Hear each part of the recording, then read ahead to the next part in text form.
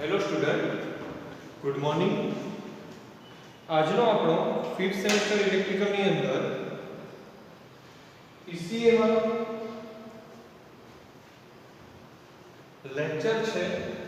Subject છે આપણો ECA energy conservation and audit. તો ECA માં આપણો આજે લેક્ચર છે method to control maximum demand. Okay, તો આ લેક્ચરની સ્ટડી કરતા પહેલા આપણે 2 મિનિટ રિવિઝન જોઈએ કે અત્યાર સુધી આપણે યુનિટ નંબર 4 એટલે કે ચેપ્ટર નંબર 4 ની અંદર શું ભણ્યા, બરાબર, શું આપણે જોયું. તો પહેલા તો આપણે યુનિટ નંબર 4 ની અંદર કોજનરેશન ના ટાઈપ્સ, કોજનરેશન એટલે કમ્બાઇન્ડ સાયકલ પાવર પ્લાન્ટ, એના advantages, small hydro power plant, એની અલગ અલગ કેપેસિટી, એના એડવાન્ટેજીસ, બરાબર, એના ઇન્સેન્ટિવ્સ, એ બધી જ વસ્તુ આપણે યુનિટ નંબર 4 ની અંદર આની પહેલાના લેક્ચરમાં બધું જોયું.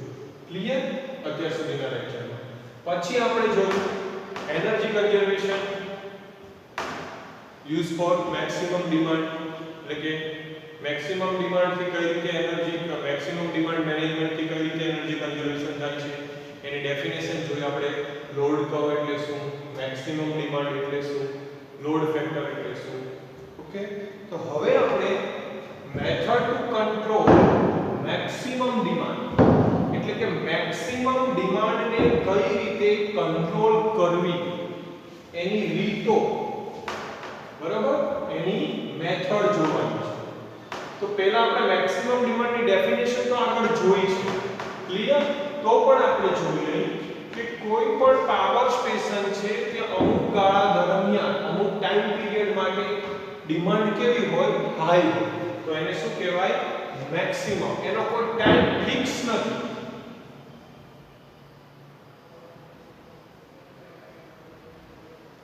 એ જે ટાઈમ છે ફિક્સ નથી, ટાઈમમાં વેરિએશન આવે છે. ઓકે, તો આ મેક્સિમમ ડિમાન્ડ છે એને કઈ રીતે કંટ્રોલ કરવું, શું કરવું, કેવી રીતે કંટ્રોલ કરવી, એના માટે આપણે જોવાનું છે. તેમાં ફર્સ્ટ છે scheduling of major load. Major બે પ્રકારના લોડ આવે, માઇનર અને મેજર, એટલે કે નાના લોડ અને મોટા લોડ.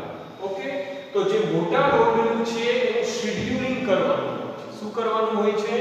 શેડ્યુલિંગ કરવાનું હોય છે. એટલે કે એક પ્રકારનું કેમ તમે શેડ્યુલ કરો છો, ટાઈમ ટેબલ બનાવો છો તમારી એક્ઝામ માટે, એવી જ રીતે શેડ્યુલિંગ ઓફ મેજર લોડ. જે મેજર લોડ છે એનું તમારે શું કરવાનું હોય છે? શેડ્યુલિંગ કરવાનું હોય છે. કઈ રીતે તમે એનું શેડ્યુલિંગ કરશો? તો એના માટે તમારે મેક્સિમમ ડિમાન્ડ કેટલી છે એ ફાઇન્ડ કરવું પડે. કયા સમયગાળા દરમિયાન મેક્સિમમ ડિમાન્ડ રહે છે, તો એનું શેડ્યુલિંગ એ રીતે કે જ્યારે મેક્સિમમ ડિમાન્ડ હોય ત્યારે અમુક સમયે અમુક પ્રકારના લોડ ચાલુ રાખવાના, બીજા જે લોડ છે એને બંધ કરી દેવાના, એને શટડાઉન કરી દેવાના. ક્લિયર? એટલે કે જે પાવર ડિસ્ટ્રીબ્યુશન છે, જે પાવર તમારો વહેંચાય છે એ ઇક્વલી તમે વહેંચી શકો અને તમારું જે વર્ક છે એ પ્રોપરલી થઈ શકે. એની અંદર શેડ્યુલિંગ ઓફ મેજર લોડિંગ. બીજી વસ્તુ આમાં જોઈએ કે તમારે શેડ્યુલિંગ એવી રીતે પણ કરવાનું છે કે ડિમાન્ડ જે તમારી છે એને તમારે પૂરો સપ્લાય આપવાનો છે. કોઈ પણ જગ્યાએ કટ નથી કરવાનો, કાપ નથી મૂકવાનો, અને જોડે જોડે એમાં કઈ રીતે એનર્જી સેવિંગ કરી શકાય એ પણ મેથડ તમારે એની અંદર એપ્લાય કરવાની છે. તો આ વાત થઈ scheduling of major load. Okay, પછી છે storage of energy off peak load. Off peak load એટલે કે જે સમયે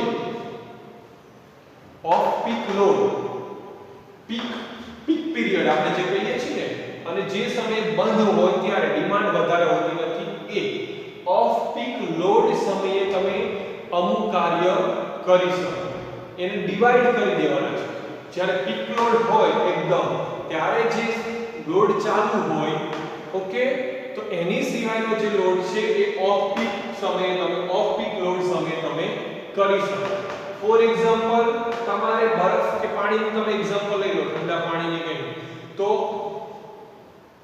એને આગલા દિવસે તમે બરફ બનાવીને તમે રાખી શકો છો, બીજા દિવસે એને શું કરી શકો છો, ઠંડા પાણી તરીકે યુઝ કરી શકો છો. તો બીજો દિવસ છે ઓફ પીક છે, એ ટાઈમે તમે બરફ નથી બનાવતા, તો સેમ અહીંયા પણ એવી જ રીતે ડિવાઇડ કરવાનું છે કે જ્યારે જે મેક્સિમમ ડિમાન્ડ ઉપર અમુક લોડ ચાલુ હોય છે બરોબર, એ જ સમયે તમારે બીજા જે લોડ છે એને શું કરવાના છે, એનું વર્કિંગ ઓફ પીક સમયે કરવાનું છે. કયા સમયે? ઓફ પીક સમયે. બીજું પાવર ફેક્ટર કંટ્રોલ. તો પાવર ફેક્ટર એટલે તો તમે સેકન્ડ ચેપ્ટરમાં પણ આપણે ભણી ગયા છે કે વોટ ઇઝ પાવર ફેક્ટર. તો તમને ખબર જ છે caution angle between voltage end current, it is called power.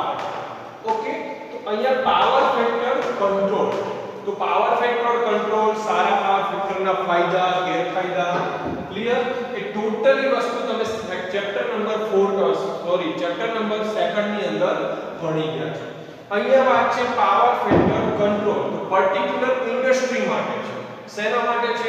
Industry માટે છે. જેમ અહીંયા આપણે ફર્સ્ટ ટોપિક છે શેડ્યુલિંગ ઓફ મેજર લોડ, એ પણ ઇન્ડસ્ટ્રી માટે જ લાગુ પડે છે. અમુક પર્ટિક્યુલર ઇન્ડસ્ટ્રી છે કે જ્યાં મેક્સિમમ ડિમાન્ડની રિક્વાયરમેન્ટ છે, તો એની અલગ અલગ પ્રોસેસ છે કે જ્યાં મેક્સિમમ પાવર સપ્લાય જોઈએ છે બરોબર, એ મેક્સિમમ જ્યારે પીક લોડ હોય એ સમયે વર્ક કરે અને બાકીનું એને શું કરી દે, ડિવાઇડ કરી દે. તો અહીંયા પણ સ્ટોરેજમાં પણ એ જ વાત થઈ કે ઓફ પીક સમયે જે નાના લોડ છે એને વર્કિંગ કરી શકે, બાકી જ્યારે પીક લોડ હોય ત્યારે એને જે મેક્સિમમ ડિમાન્ડ હોય એ રીતે પણ એ વર્ક કરી શકશે.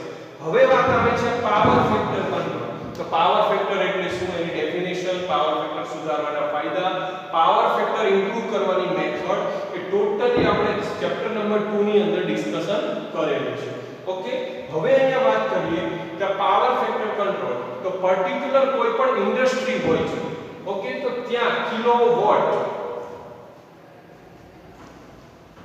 ના રીતે એનો જે ટેરિફનો શું ચાર્જ લેવામાં આવે છે. શેના રીતે? કિલોવોટ બરાબર, કિલોવોટ અવર, એ રીતે એના ટેરિફનો ચાર્જ લેવામાં આવે છે. તો એ સમયે શું થાય છે, તો તમને પાવર ફેક્ટરની અંદર ડેરિવેશનમાં તમે ભણી ગયા છો, એનું ફોર્મ્યુલા છે kVA kilowatt upon cos phi. આ cos phi શું છે તમને ખ્યાલ છે? Caution angle between voltage end current, જે તમારો પાવર ફેક્ટર છે. ઓકે, તો કિલોવોટ એમ્પિયર શું છે? આ કિલોવોટ એમ્પિયર. તો કિલોવોટ આ વોલ્ટ એમ્પિયર છે, આ કિલોવોટ છે. તો કિલોવોટમાં જો ઘટાડો થાય બરોબર, એટલે કે પાવર ફેક્ટરમાં જો ઇમ્પ્રુવમેન્ટ થાય અને એનો કેવીએ ની રીતે કન્સિડર કરવામાં આવે તો પર્ટિક્યુલર જે ઇન્ડસ્ટ્રી છે એનો પાવર ફેક્ટર પણ સારી રીતે ડેવલપ, મતલબ મેક્સિમમ રીતે વર્ક કરે છે અને એને પોતાનો જે એનર્જી કોસ્ટ છે એ પણ ઓછી લાગે છે અને પર્ટિક્યુલર જે કંપની પાસેથી જે એનર્જી લે છે તો એ કંપનીને પણ ત્યાં શું થાય છે, એને આર્થિક એટલે ઇકોનોમિકલ રીતે બેનિફિટ થાય છે. તો આ વાત થઈ પાવર ફેક્ટર કંટ્રોલ. લાસ્ટ છે યુટિલિટી સાઇડ કંટ્રોલ. એટલે કે તમને જોયું હશે કે કોઈ અવેરનેસ પ્રોગ્રામ, ફોર એક્ઝામ્પલ આપણે એનર્જી રિલેટેડ છે તો Gujarat energy development agency GEDA બરોબર, કે જે તમને એનર્જીનું કઈ રીતે સેવિંગ કરવું, સોલાર રૂફટોપ સિસ્ટમ જે છે આપણી ગવર્નમેન્ટની સ્કીમ ક્લિયર, કે જે તમને 30 to 40% સબસિડી આપે છે. 70,000 ની કોસ્ટ હોય છે તો તમારે 30,000 રૂપિયા પે કરવાના હોય છે. એમનો મેઇન ઇન્ટેન્સ ક્યાં આવે છે? ફરીને આખો એનર્જી ઉપર. તો એવી જ રીતે યુટિલિટી સાઇડ કંટ્રોલમાં પણ શું કહેવા માંગે છે કે એવા નાના સેમિનાર અરેન્જ કરો કે જેનાથી એનર્જીનું સેવિંગ થાય. બીજું કે પર્ટિક્યુલર કોઈ ઇન્ડસ્ટ્રી છે બરાબર, તો ત્યાં પહેલેથી ઘણો બધો સ્ટાફ હશે.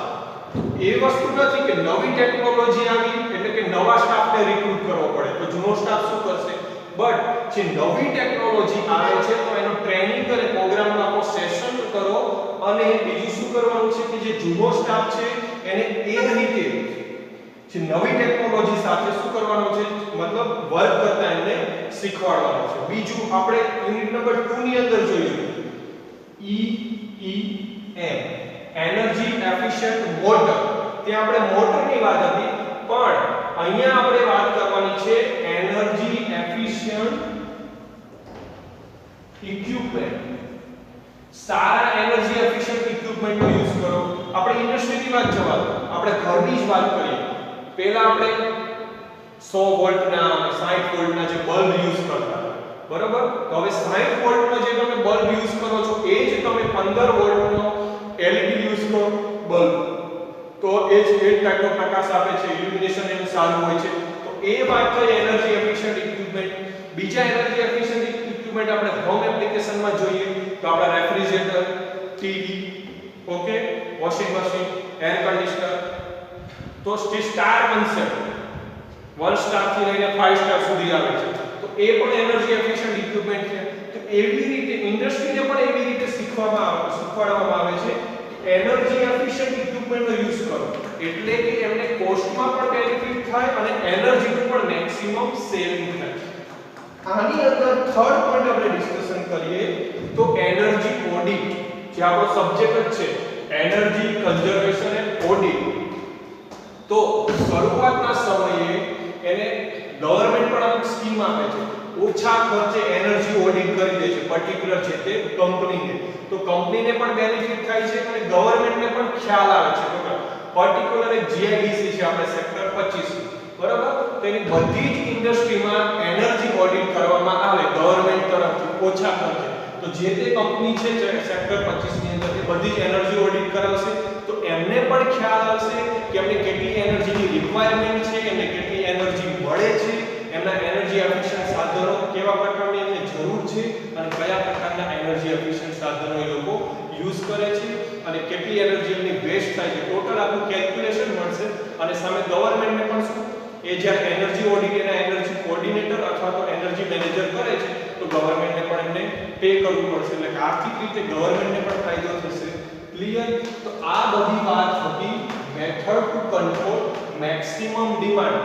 અહીંયા આખો ફરીને પોઈન્ટ ક્યાં આવે છે તો કે એનર્જી સેવિંગ, જે આપણું ચેપ્ટર છે એનર્જી કન્ઝર્વેશન એન્ડ ઓડિટ, છેલ્લે તો પોઈન્ટ ત્યાં જ આવે છે કે કઈ રીતે એનર્જીનું સેવિંગ કરવું. તો આજના લેક્ચરની અંદર આપણે આની પહેલાના લેક્ચરમાં ડિમાન્ડ સાઇડ મેનેજમેન્ટમાં અલગ અલગ ટર્મ્સ જોઈ, load curve, power factor, okay, load factor, maximum demand. તો demand method to control maximum ડિમાન્ડમાં આપણે 4 ટોપિક જોયા.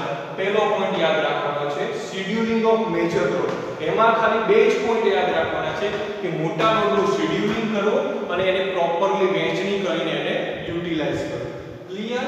સેકન્ડ પોઈન્ટ હતો આપણો storage of energy off peak load, એટલે કે અમુક લોડને ઓફ પીક સમય પર તમે વર્ક કરી શકો. પછી છે પાવર ફેક્ટર ઇમ્પ્રુવમેન્ટ કો અથવા તો કંટ્રોલ કો. તો આપણે સેકન્ડ ચેપ્ટરની અંદર પણ પાવર ફેક્ટર કઈ રીતે ઇમ્પ્રૂવ કરે ટોટલી મેથડ પણ ભણી ગયા છીએ, એનું ડેરિવેશન પણ આપણે પ્રૂવ કરેલું છે.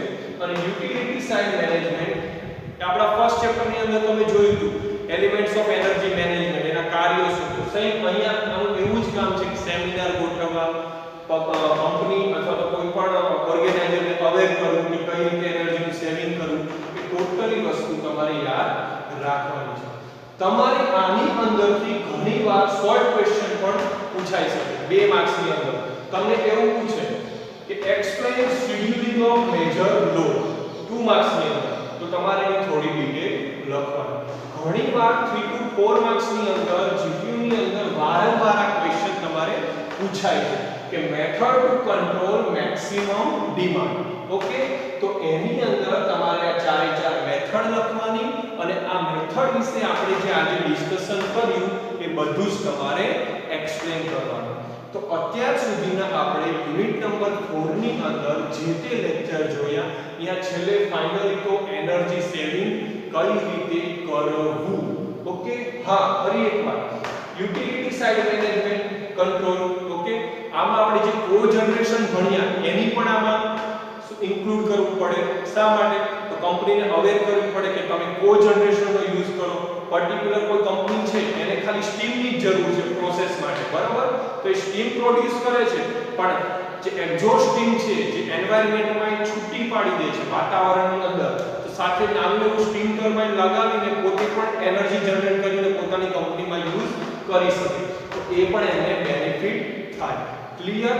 તો કોજનરેશનનો યુઝ કરે, પછી ગવર્નમેન્ટની કઈ સ્કીમ છે, કઈ સબસિડી મળે છે એનો એ પોતે લાભ લે, એવી રીતે આ પ્રોગ્રામ અને સેમિનાર કરીને અવેર કરવા પડે. તો એ ટોટલી વસ્તુ તમારે યુટિલિટી સાઇડ કંટ્રોલમાં લખવી પડે. 3 to 4 માર્ક્સની અંદર તમારે જ્યારે આ ક્વેશ્ચન પૂછાય તો આ ચારે ચાર મેથડના નામ લખવાના અને આના વિશે થોડું તમારે એક્સપ્લેન કરવાનું.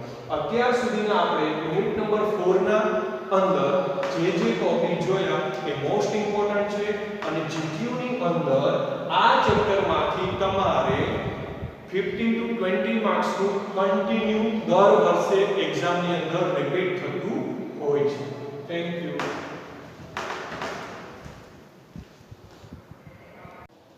હેલો સ્ટુડન્ટ, આપણો નેક્સ્ટ ટોપિક છે policy promote renewable energy and energy efficiency. કયો ટોપિક છે? Policy promote renewable energy and energy efficiency. Okay, એટલે કે બે પ્રકારના આપણી પાસે એનર્જી સ્ત્રોત છે, રિન્યુએબલ અને નોન રિન્યુએબલ, પુનઃપ્રાપ્ય અને પુનઃઅપ્રાપ્ય. તો આપણો આ ટોપિક છે કે પુનઃપ્રાપ્ય ઉર્જા સ્ત્રોત અને એનર્જી એફિશિયન્સીને કઈ રીતે પ્રોત્સાહિત કરવા, કઈ રીતે પ્રમોટ કરવો.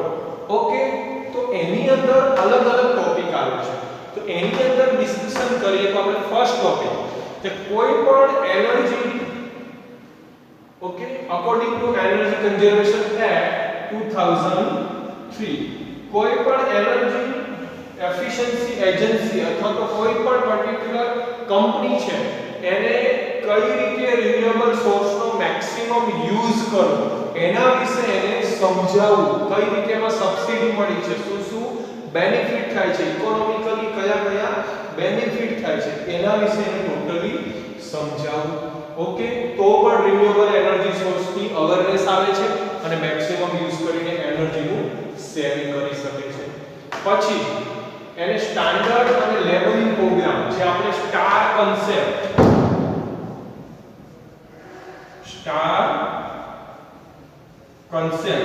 જે આપણે ફર્સ્ટ ચેપ્ટર ની અંદર જોયું, સ્ટાર 1 સ્ટાર 3 આ રીતે,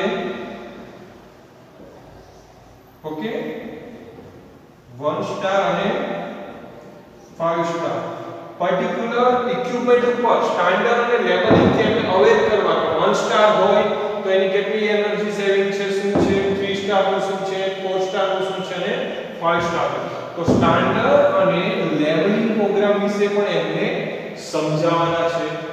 બીજી વસ્તુ energy conservation building code ECBC, જે આપણે ચેપ્ટર નંબર 1 ની અંદર જોયું, તો એમાં કઈ રીતે કનેક્ટેડ લોડ ગણવાનો હોય છે, કઈ રીતે લોડનું કેલ્ક્યુલેશન થાય છે, એ ટોટલી વસ્તુ સમજાવવાની અને એનર્જી એફિશિયન્સીનો પ્રોત્સાહિત કરવા માટે એમને મતલબ શું કરવાના, આ મોટિવેટ કરવાના. એનર્જી એફિશિયન્ટ ઇક્વિપમેન્ટ,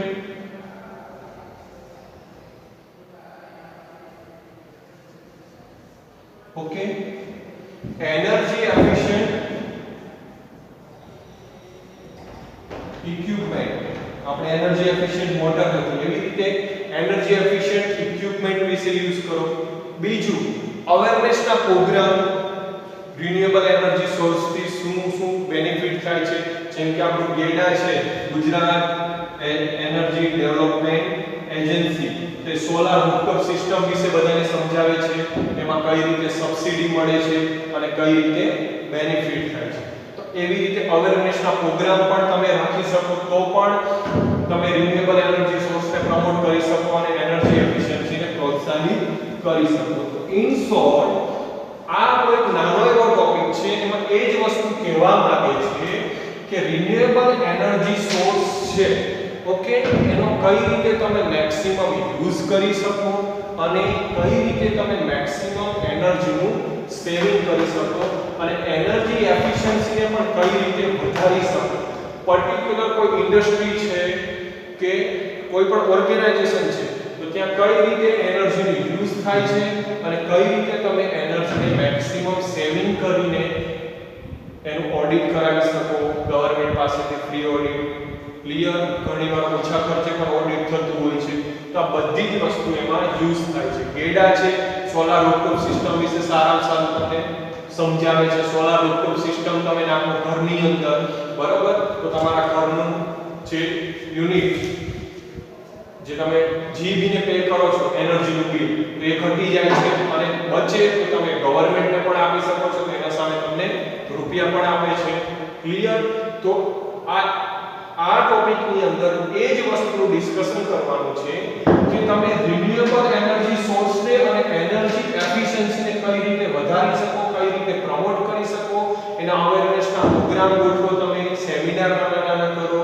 અને દરેક વ્યક્તિને સમજાવો તો આજના આપણા ECA ની અંદર આપણે method of control maximum demand અને policy to promote renewable energy and energy efficiency આ બે ટોપિકનું ડિસ્કશન કર્યું આ ટોપિક એવો છે આમાંથી કોઈ પણ તમને ક્વેશ્ચન અત્યાર સુધી કોઈ પૂછાણા નથી પણ ઘણીવાર શોર્ટ ક્વેશ્ચનની અંદર તમને પૂછાઈ શકે કે ભાઈ એવું પૂછાય કે રિન્યુએબલ એનર્જી સોર્સને પ્રમોટ કરવા માટે તમે શું કરશો આવો ક્વેશ્ચન ક્યારેક પૂછાઈ જાય છે બરાબર વાયવાની અંદર તમને પૂછે તો તમને ખ્યાલ હોવો જોઈએ કે ગુજરાતની અંદર મેં વાત કરી ગેડા શું કામ કરે છે ઓકે તો એના એક્ઝામ્પલ લઈને તમે સમજાવી શકો એનર્જી એફિશિયન્સી વધારવા માટે તમે શું કરશો તો અત્યાર સુધી આપણે જે ચેપ્ટરની અંદર જોયું કે એનર્જી એફિશિયન્સી વધારવા માટે એનર્જી એફિશિયન્ટ ઇક્વિપમેન્ટનો યુઝ કરવો જોઈએ સારું એનર્જી ઓડિટ કરવું જોઈએ પાવર ફેક્ટરમાં ઇમ્પ્રુવમેન્ટ ઇન્ડસ્ટ્રીની અંદર લાવવો જોઈએ પાવર ફેક્ટરને કંટ્રોલ કરવાની કઈ મેથડ હતી ઇમ્પ્રુવમેન્ટ કરવાની મેથડ હતી એ ટોટલી વસ્તુનું જે આપણે ડિસ્કશન કર્યું એ તમે એનર્જી એફિશિયન્સી કઈ રીતે સુધારી શકો એની અંદર તમે આન્સર આપી શકો તો આ ટોપિકની અંદરથી ક્યારેક તમને શોર્ટ ક્વેશ્ચન અને વાઇવા ક્વેશ્ચન પણ આવી શકે છે તો આજના લેક્ચરની અંદર આપણે અહીંયા આપણા બે ટોપિક પૂરા કરીએ છીએ method to control maximum demand and policy to promote renewable energy and energy efficiency. Thank you.